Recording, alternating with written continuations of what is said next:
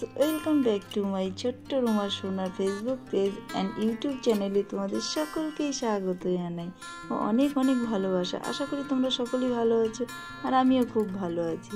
আর এখন এই যে এগুলো ঘরের কাজ করছি। আর সবথেকে বড়ো কথা, সারাদিন ধরে মানে ওই রান্নাঘর যেখানে কিচেন রুম, তো সেই ঘরটার মধ্যে অনেক কাজ করা আছে। অনেক কাজ বলতে যেরকম অ্যাকোরিয়ামের টেবিল ছিল, সেই টেবিলটাকে না দু সাইডে একটু বাড়তি ছিল, সেই বাড়তি অংশগুলো না দু সাইড থেকে কেটে সেটাকে বাদ দিয়ে বোঝোই তো ওই সব জিনিস, ফ্রিজ এইগুলো সমস্ত কিছু সরিয়েছি। মানে ওয়াশিং মেশিন থেকে সরিয়ে ভেবেছি যে এই ওয়াশিং মেশিনটা ওই সাইডে নিলে কীরকম হবে। মানে প্রথমে ওইটা অ্যাকোরিয়ামের নিচের ওই জিনিস টেবিলটাকে কাটলাম, বাড়তি অংশটাকে।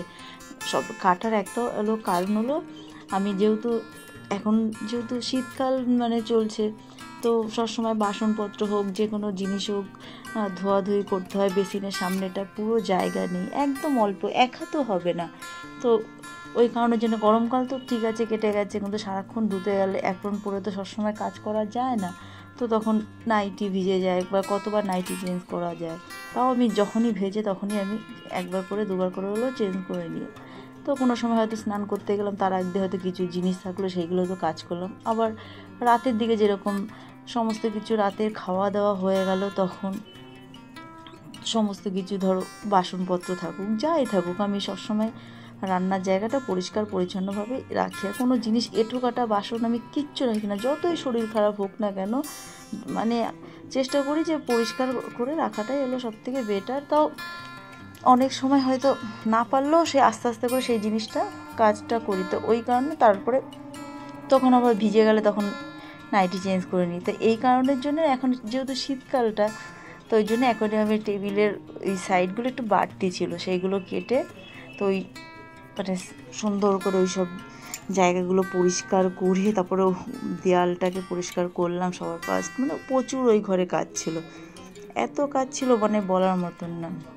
তোমার ওইখানে তোমার দেয়াল এমন নোংরা হয়েছিল, যেহেতু ফ্রিজ থাকে, অ্যাকোরিয়াম থাকে, অ্যাকোরিয়ামে তো সবসময় হাত দেওয়া যায় না। ইলেকট্রিকের জিনিস সবসময়, মাছের জন্য পাম্প, হিটার, লাইটের এগুলো সুইচ দেওয়া থাকে। লাইটটা নাই ঠিক আছে, রাতের বেলায় হয়তো কোনো সময় জ্বালালাম, কিন্তু হিটারটা সবসময় চলতে থাকে আর পাম্প চলতে থাকে। তো ওই জন্য ওই সব সাইডগুলো না হয়তো ফুল ঝাড়ু দিয়ে ঝাড় দিয়ে ওপরে নোংরাটা পরিষ্কার করলাম, হয়তো অ্যাকোরিয়ামের ওপরে সেটা হয়তো ভেজা ন্যাকড়া দিয়ে বা শুকনো ন্যাকড়া দিয়ে সেটা পরিষ্কার করে নিলাম।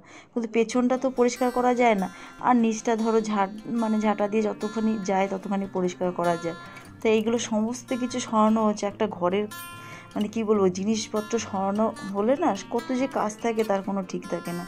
তো এই সমস্ত কিছু সরিয়ে সেইগুলো সমস্ত কাজগুলো আজকে মানে দুদিন ধরে কাজ কমপ্লিট হলো। তারপর সব পরিষ্কার করে এখন একদম নিশ্চিন্ত, মানে সমস্ত কাজ ওকে হয়ে গেছে। তার মধ্যে কি আবার এদিকে চিমনির লাইটটাও খারাপ হয়ে গেছিলো, সেটাকেও পরিষ্কার করলাম। তার মধ্যে তোমার তেল যা ছিল চিমনির, ওইগুলো সমস্ত কিছু একবারে ক্রিয়েশন তেল দিয়ে পরিষ্কার করে একবারে মানে দুটো কাজের মধ্যে একবারে ওই কাজটাও হয়ে গেল। তারপরে তোমার অ্যাকোয়াগার্ড মানে জলের, সেইটাকেও পরিষ্কার করলাম, যেহেতু পাশাপাশি থাকে। তো একবারে সমস্ত মানে ওই ঘরে মানে সমস্ত যতটা মানে বেশি 90% কাজই মানে করা হয়েছে। বলে না, ঘরের একটা কাজ করতে গেলে আর একটা কাজ তখন করা হয়ে যায়।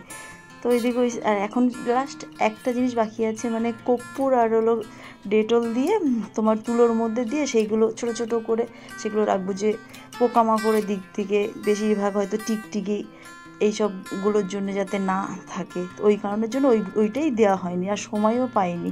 সারাদিন কাজকর্মগুলো করেছি, মানে টাইম পাবো কী করে। তার মধ্যে আবার বাইরের গাছের ওই কাজগুলো করেছি, মানে টবের পরিষ্কার করা, শুকনো গাছগুলো ফেলে দেওয়া, তারপরে নতুন গাছ বসানো। তা এখনও নতুন গাছ কিছু কিছু হয়তো বসিয়েছি, কিছু এখনও বসাইনি, বীজ দিয়েছি। তো চারা গাছ নিশ্চয়ই হবে, তো টাইম লাগবে। তো ওইগুলো সমস্ত কিছু পরিষ্কার করতে সন্ধ্যা হয়ে গেছিলো। আজকে কাল এই দুদিন প্রচুর খাটাখাটনি গেছে। যাই হোক, অবশেষে কাজগুলো তো সব হলো, মানে এইগুলো সময়ই পাচ্ছিলাম না যে কাজগুলো করার। তা এখন এই কাজ পুরো কমপ্লিট হলো। তারপরে এইদিকে কি করলাম, তারপর সব করার পরে এই যে এখন ঘরের শুধু বেডশিটটা চেঞ্জ করার কথা ছিল, তো এইগুলো আগে বাইরের কাজ কমপ্লিট করলাম, তারপরে ঘরের বেডশিটটাও চেঞ্জ করে নিলাম। যেহেতু মাছের অ্যাকোরিয়ামটা তো কাচের জিনিস তো ওই ঘরে রাখতে পারিনি, এই ঘরে এনেছিলাম, তো ওইটা এনে এই ঘরে রেখেছিলাম বলে সঙ্গে সঙ্গে ওইটা ওইখানে গুছিয়ে রাখলাম, আর এদিকে তখন বেডশিটটাকেও চেঞ্জ করে নিলাম।